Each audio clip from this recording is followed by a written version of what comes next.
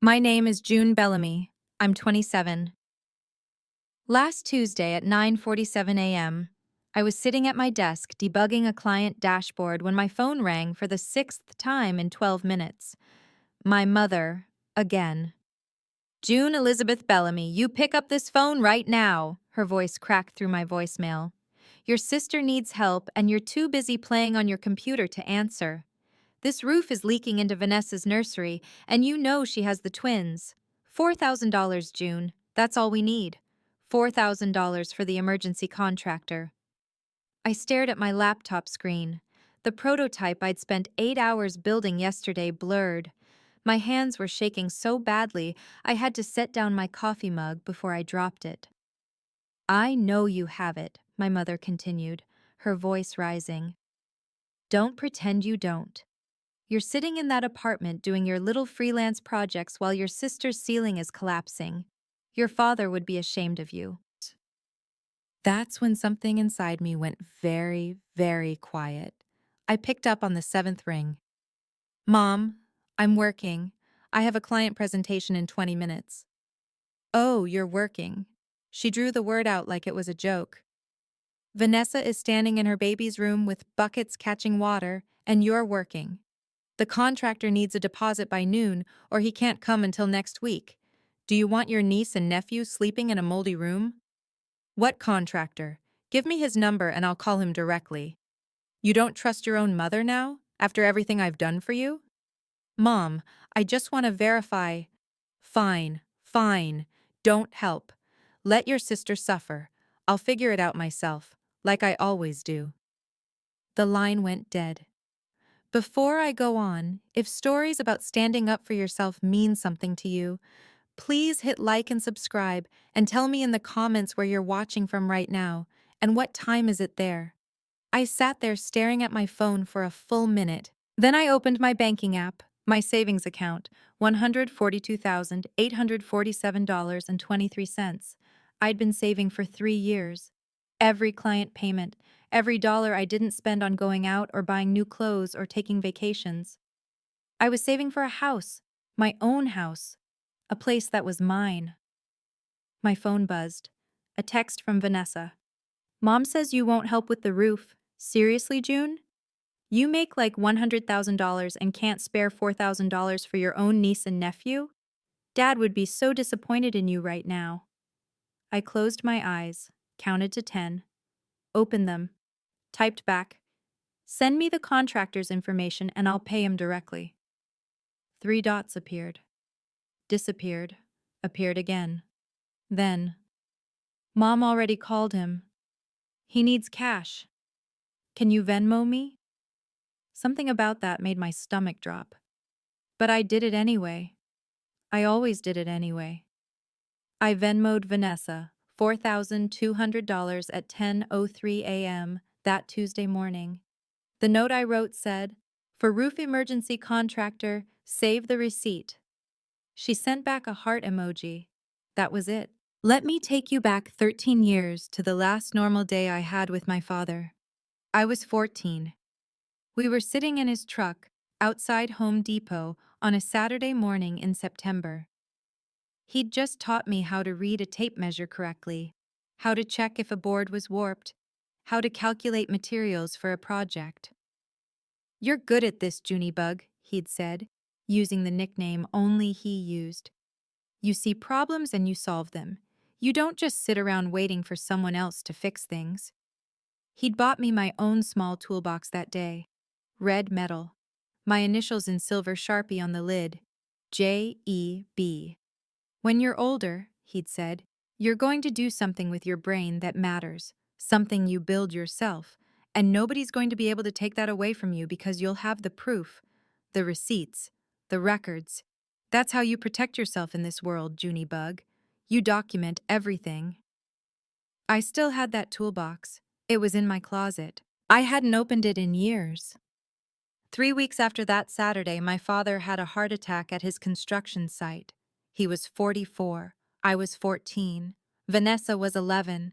My mother was 39, and suddenly the sole parent of 2 daughters, and she decided very quickly which daughter she could count on and which daughter needed to be coddled. The first betrayal happened the day after my father's funeral. I was sitting in the kitchen at 6:14 a.m., unable to sleep, when my mother came downstairs. She looked at me, really looked at me, and something in her face changed. "You look just like him," she'd said. "Same stubborn jaw, same critical eyes, always watching, always judging." "Mom, I'm not—" "Don't!" She held up her hand. "Your sister is falling apart. Vanessa needs us. She needs me. And you'll be fine. You're like him. You don't need anyone." I was 14 years old. I needed my mother. But I didn't say that. I just nodded. The pattern started slowly. Vanessa got the bigger bedroom, the newer laptop, the car when she turned 16. I got hand-me-downs and told I should be grateful.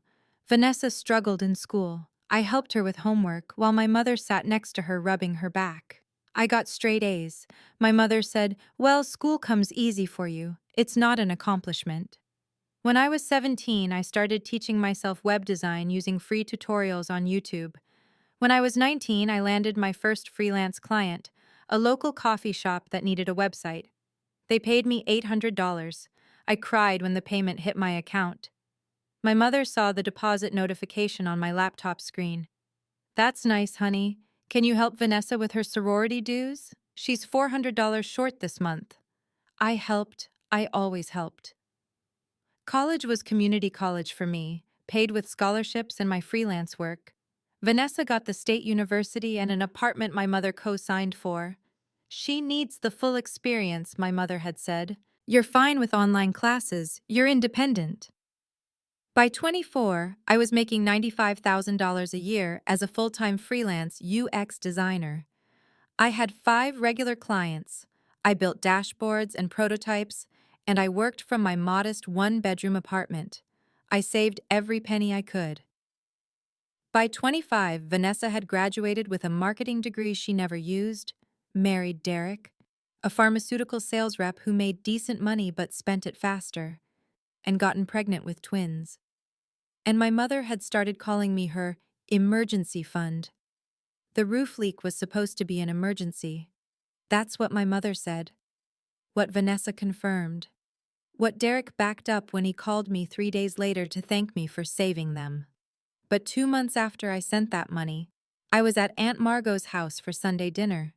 Aunt Margot is my father's sister, the only person in the family who ever asked how I was doing instead of what I could do. We were washing dishes when she said casually, "How's Vanessa's roof holding up? I heard they had quite a scare." "It's fixed," I said. Emergency contractor came. Aunt Margot paused, her hands in the soapy water. "That's strange. I ran into Ruth Bachman at the grocery store. She's their neighbor, you know. And she mentioned they'd had some workers out there in April doing preventive maintenance.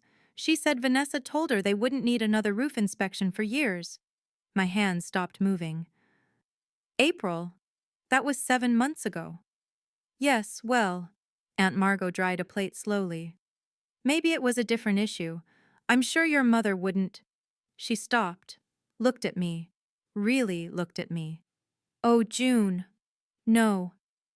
I drove home in silence, pulled up my bank records, started going backwards. 3 years of emergencies, $31,400 total.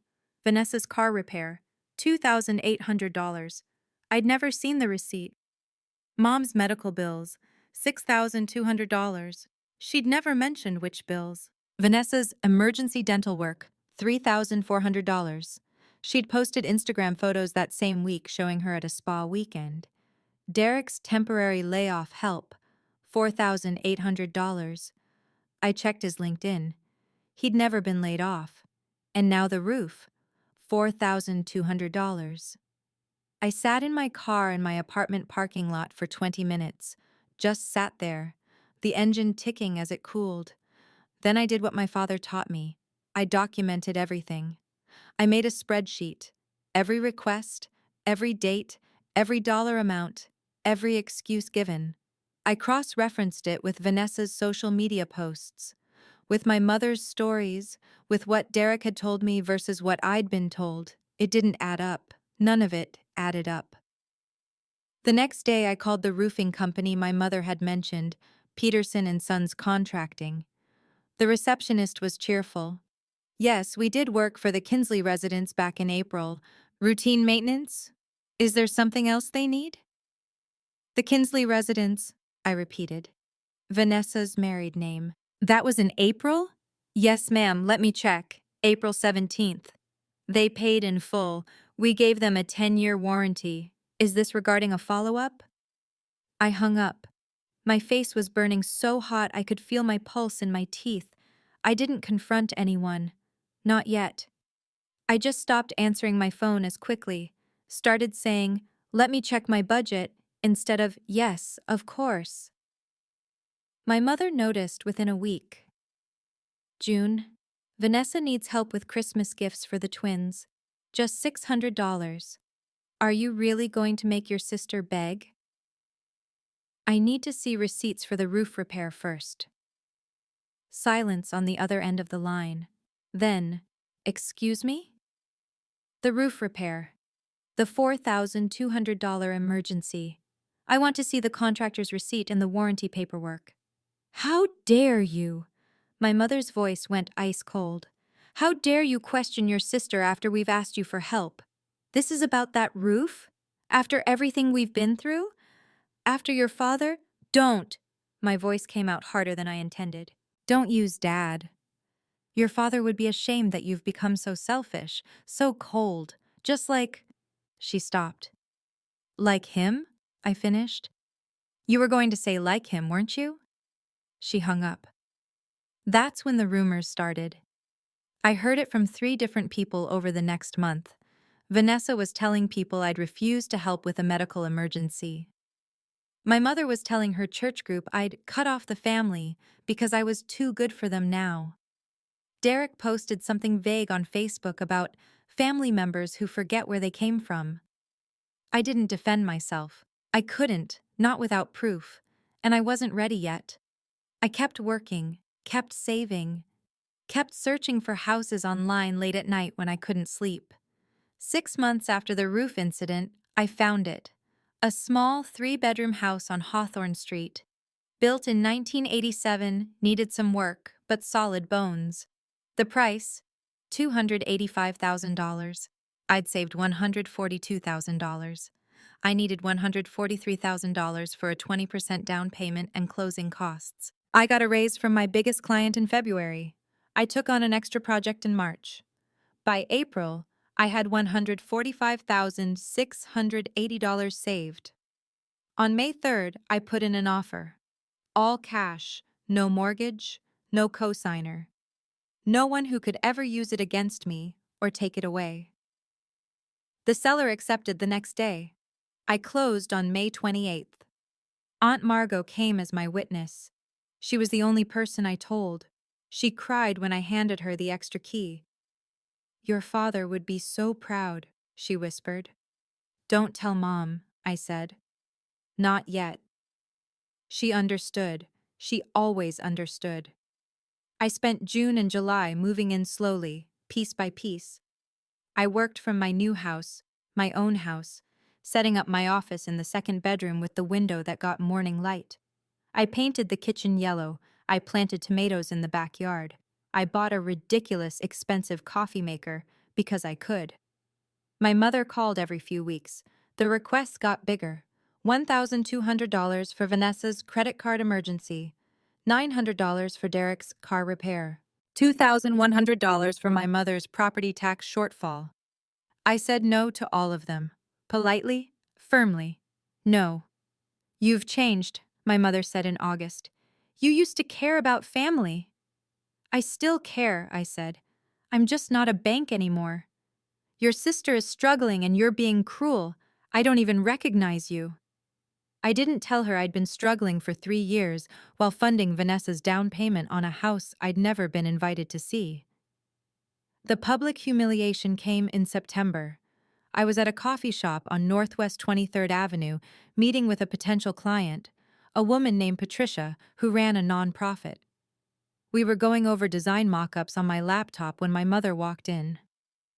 I saw her see me, saw her make the decision. She walked straight to our table. June, we need to talk. Mom, I'm in a meeting. This can't wait. Vanessa is at the hospital. Derek's mother had a stroke, and they need $3,000 for the deductible, and you're not answering your phone. Patricia looked uncomfortable, started gathering her things. Mom, I said quietly, I'm working. We can talk later. Working. She said it like it was a disease. You're always working. Too busy for your family. Your sister is in crisis and you're sitting here drinking a $7 latte pretending you're some kind of businesswoman. Something clicked in me then. Something hardened. I looked at Patricia. I'm sorry. Can you give us one moment? Patricia nodded, moved to a table across the room. I stood up, kept my voice level. Mom, I'm not giving you $3,000. I'm not giving you $300. I'm not giving you anything. And if you ever show up at my workplace again, I'll ask you to leave. My mother's face went white, then red. You ungrateful, after everything I've done for you. What have you done for me? I asked, not angry, just genuinely curious. She opened her mouth, closed it. Her eyes filled with tears. I raised you. I kept a roof over your head after your father died. And this is how you repay me? By embarrassing me in public? You're embarrassing yourself, I said. Now please leave. She left. The entire coffee shop was silent. Patricia came back slowly. I'm so sorry, I said. That was... My mother is like that too, Patricia said quietly. Controlled me with guilt for years. I finally set boundaries when I was 35. You're braver than I was. She smiled. Now, let's talk about this website design. I really like what you've done here. We finished the meeting. She hired me. The project was $12,000. I started the next week. That night, I opened the closet in my new house and took out my father's red toolbox. Inside was the tape measure we'd used together, a level, some pencils, and underneath it all, an envelope I'd never noticed before. My hands were shaking as I opened it. The envelope was addressed to me in my father's handwriting. The postmark was dated 2 days before his heart attack. Inside was a letter. One page, college-ruled paper, written in blue pen. I sat down on my bedroom floor and read it. Junie Bug, if you're reading this, I'm gone, and your mother is probably already making you feel like you owe her something. I need you to know, you don't. I've been watching how she treats you versus Vanessa. I've tried to talk to her about it. She doesn't hear me. She sees you as strong and Vanessa as fragile, so she gives Vanessa everything and expects you to take nothing. That's not fair. That's not love. I've set up something for you. There's a college fund in your name, $40,000. Your mother doesn't know about it. The documentation is with my lawyer, Marcus Brennan. His office is at 847 Kimball Avenue. I've left instructions that the fund is accessible only by you, only when you turn 21, and only for education or housing. Use it for something that's yours. Don't let her guilt you into giving it to Vanessa. Don't let her use me as a reason you should help family. I'm asking you not to. You're going to do something important with your life, Junie Bug. Something you build with your own hands. And when you do, remember, the people who love you won't make you prove it. They won't keep track of what you owe. I'm proud of you. I always will be. Love. Dad. P. S. Document everything. I read it 3 times. Then I cried so hard I thought I'd break something inside my chest. The next morning, I called Marcus Brennan. He was 67 now, semi-retired. But he remembered my father. June Bellamy, he said warmly. I've been waiting for you to call. Your father set this up 14 years ago. The fund grew with interest. It's now worth $52,847. I have all the documentation here. Why didn't you contact me? Your father's instructions were clear. You had to come to me. He said you'd know when you were ready. I drove to his office that afternoon. He handed me a folder 2 inches thick, bank statements, investment records, a notarized letter from my father explaining that he'd saved this money secretly, that it was mine alone, that my mother had no legal claim to it. Did my mother ever ask about this? I said. Marcus shook his head. Your father never told her. He was worried she'd. He stopped tactfully. Take it and give it to Vanessa. His words were redirect it, but yes. I took the folder home, added it to my documentation. Now I had proof, not just of the recent fraud, but of my father's intentions, of what he wanted for me versus what my mother had decided I deserved. I still didn't confront anyone. I waited, because the holidays were coming, and I knew my mother. I knew she'd make a moment. She always did. Christmas Eve arrived. My mother was hosting dinner for 14 relatives at her house, the same house I'd grown up in, the house that still had my father's truck in the driveway because she refused to sell it. I almost didn't go, but Aunt Margot convinced me. Come, she'd said. Trust me. I drove to my mother's house at 6 p.m. The dining table was set for 14, ham in the oven. My mother was wearing her red holiday sweater and a smile that didn't reach her eyes when she saw me. June, you came. I came. Vanessa was already there with Derek and the twins. She didn't look at me. Derek shook my hand stiffly. My mother's sisters were there, Aunt Carol and Aunt Linda, my cousin Marcus, Vanessa's friend Ashley, Aunt Margot who winked at me when I sat down, and Ruth Bachman, Vanessa's neighbor, the woman who'd mentioned the roof repair to Aunt Margot. She'd been invited as a close family friend. Interesting. We made it through appetizers, through the ham, through the small talk about weather and work and the twins' preschool. Then my mother stood up to make a toast. She had a glass of wine in her hand and that look on her face, the one that meant a performance was coming. I just want to say how grateful I am to have my family together tonight, she began, especially because we have so much to celebrate. Vanessa and Derek just bought their beautiful home this year, and they're making such a wonderful life for those babies. Everyone clapped. Vanessa smiled modestly. My mother's eyes landed on me. And June, well, June's still figuring things out, still living in that little apartment, still doing her freelance work. She said it kindly, but the room heard the pity in her voice. But that's okay. Everyone moves at their own pace. Maybe one day you'll settle down like your sister. Maybe find a nice man. Get a real career. Buy a house. The room was very quiet. When will you settle down, June? My mother asked, taking a sip of wine. When will you stop being so focused on yourself and think about building something real? 14 people were looking at me, waiting. I set down my fork. I already did. My mother laughed. You already what? Settled down. I bought a house, 6 months ago, paid cash. The room went silent. Not quiet. Silent. My mother's smile froze. You what? I bought a 3-bedroom house on Hawthorne Street, closed on May 28th, all cash, no mortgage. I didn't invite anyone who doubts me, but Aunt Margot was there. She witnessed the closing. Aunt Margot raised her wine glass slightly. Beautiful house. I'm very proud of her. Vanessa's face went pale. How? I saved for 3 years, I said calmly. Every dollar I earned, every project I worked, I saved $145,000. I bought my house outright. It's mine. No one can ever take it from me.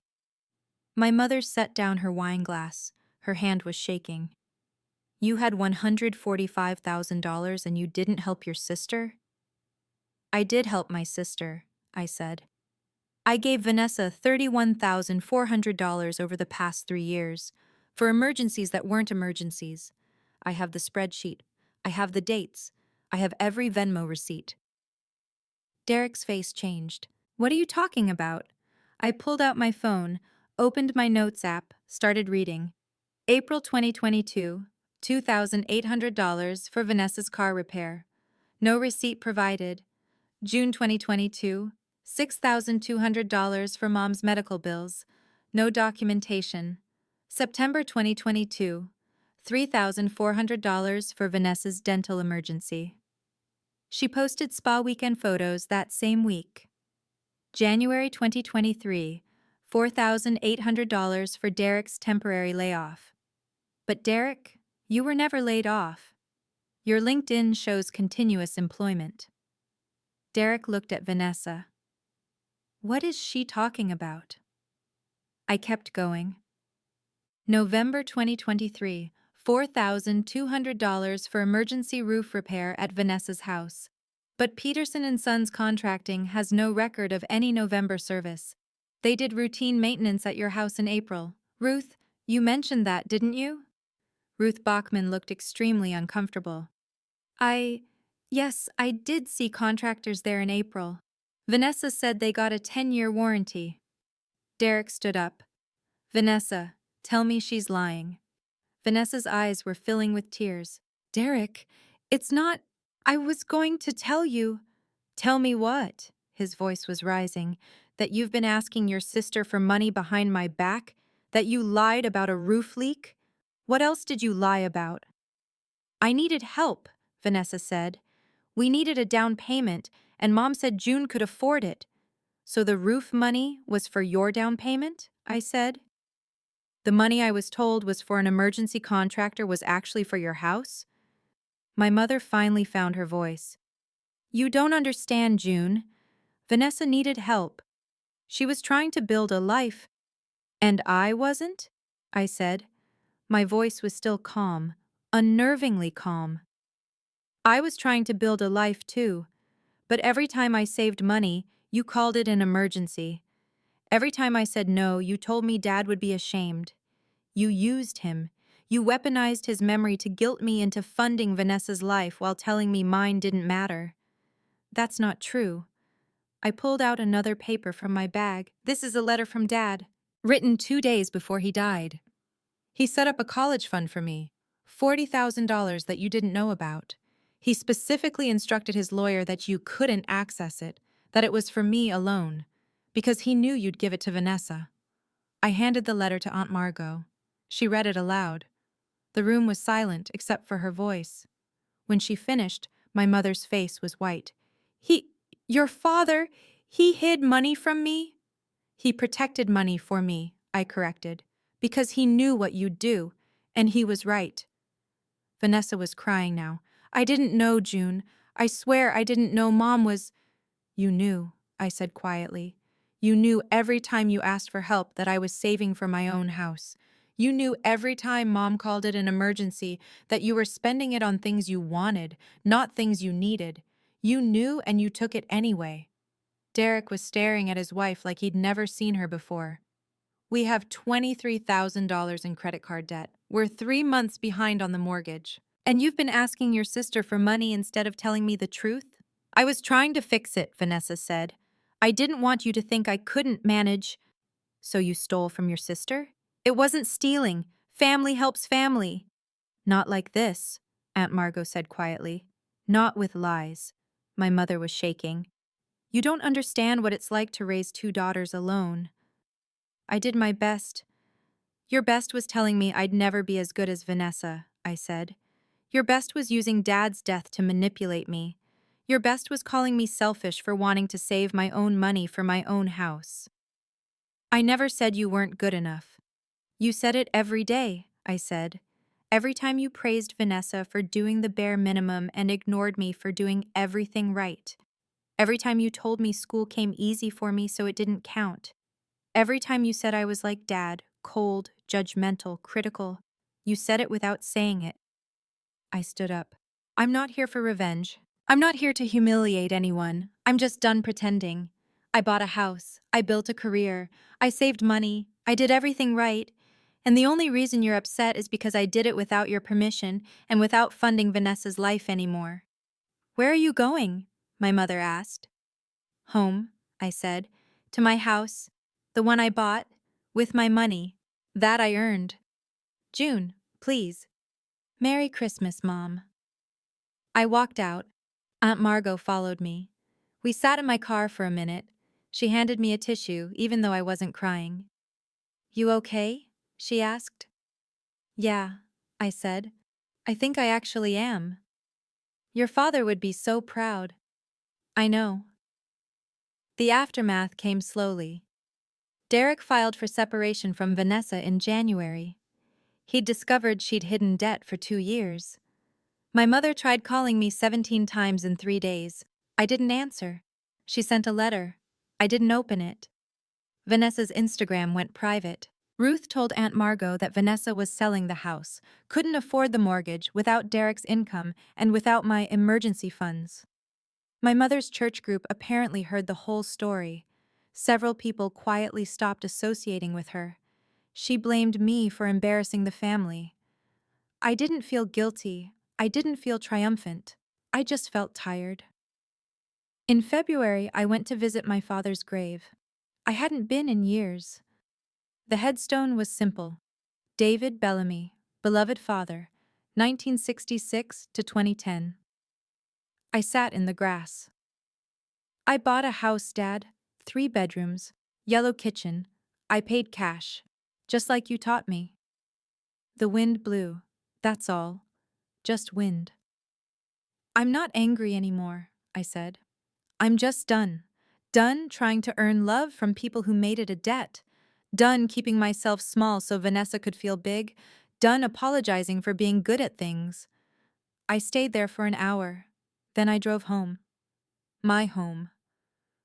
6 months later, I'm writing this from my office. The one with the morning light.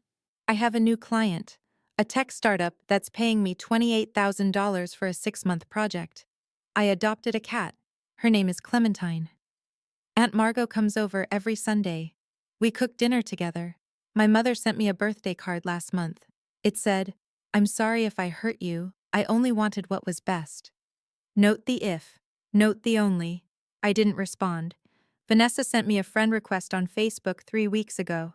I didn't accept. Derek sent me a message. "Thank you for telling the truth. I'm sorry I didn't see it sooner." I replied, "I hope you're okay." He said, "Getting there." I'm not waiting for an apology. I'm not waiting for my mother to admit she was wrong. I'm not waiting for Vanessa to acknowledge what she took from me. I'm just living my life. In my house. With my cat. Building my business. Saving my money. On my own terms. If you're watching this, I want you to understand something important. Family isn't supposed to cost you your peace. Love isn't supposed to come with a ledger. And the people who truly care about you won't make you prove your worth by emptying your bank account. Here's what my father taught me that my mother tried to make me forget. You don't owe anyone your suffering. You don't owe anyone your silence. And you definitely don't owe anyone access to your life when they've proven they'll only use it to take from you. If you've ever had to choose between keeping the peace and keeping yourself intact, type "I chose myself" in the comments. Or if you're still figuring out how to set those boundaries, type "I'm learning." Both are valid. Both take courage. If this story meant something to you, check the description for more stories just like this one. Thank you for being here. Merry Christmas if you celebrate. And if you don't, I hope you're somewhere warm and safe, wherever you are. I'm sitting here now in my yellow kitchen, drinking coffee from my expensive machine, watching snow fall through my window, in my house, that I bought, that no one can take from me. Clementine is purring on my lap. I've got a client call in 30 minutes. Tonight, Aunt Margot's coming over and we're making Dad's spaghetti recipe, the one with the secret ingredient he'd never tell my mother. I finally opened that red toolbox again last week. Put it on a shelf in my office where I can see it every day. Next to my father's letter. Next to my house deed. Some people say forgiveness sets you free. Maybe that's true for them. But here's what I learned. Boundaries set you free. Clarity sets you free. Walking away from people who treat your kindness like a currency, that sets you free. I'm not bitter. I'm not broken. I'm just done. And honestly, that's the best Christmas gift I could have given myself.